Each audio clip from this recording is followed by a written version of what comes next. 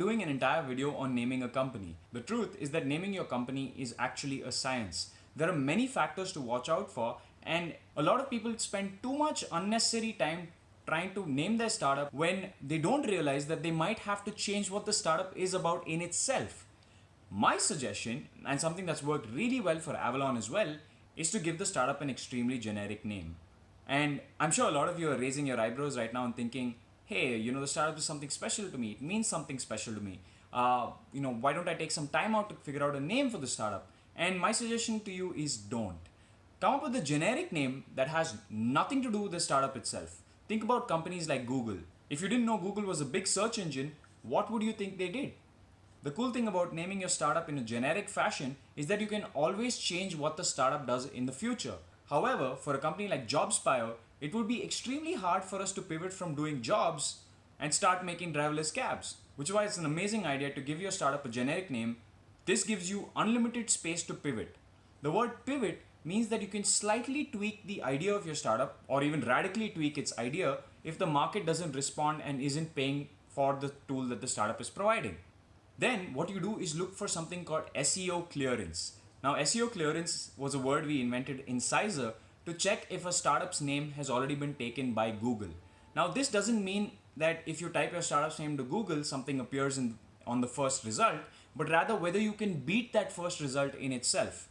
The way to do this is to download a Chrome extension called SimilarWeb.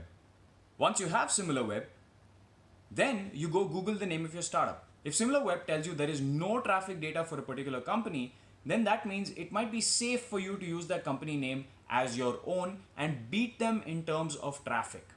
Google respects traffic and many other variables, but we're only going to talk about traffic right now. Google respects a company that is appearing in the news, that has traffic, and that is providing real value to its customers.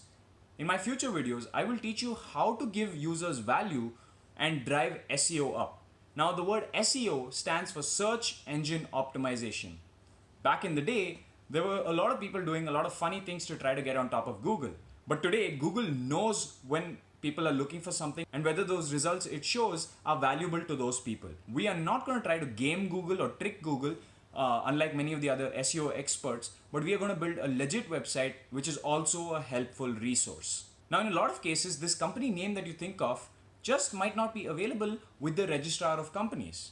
When you register a company in India, you need to go to something called the ROC, which is the Registrar of Companies, show them the name of the company and tell them, is this available?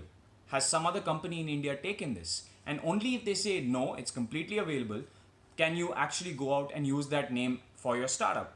But here's the cool thing, right? The registered name of your company and the actual business name of your startup can be two different things. Avalon is registered as Isdubar Ventures Private Limited when it's doing business as name is Avalon Labs. And this is completely fine, right? And you will see this happen many times. The advantage with this, if you use a generic name for both your startup as well as your registered company name, is that it gives you unlimited space to pivot. All we're making sure from the SEO clearance side is that tomorrow if we get successful, we're not buried deep below on Google search rankings just because we called ourselves Apple.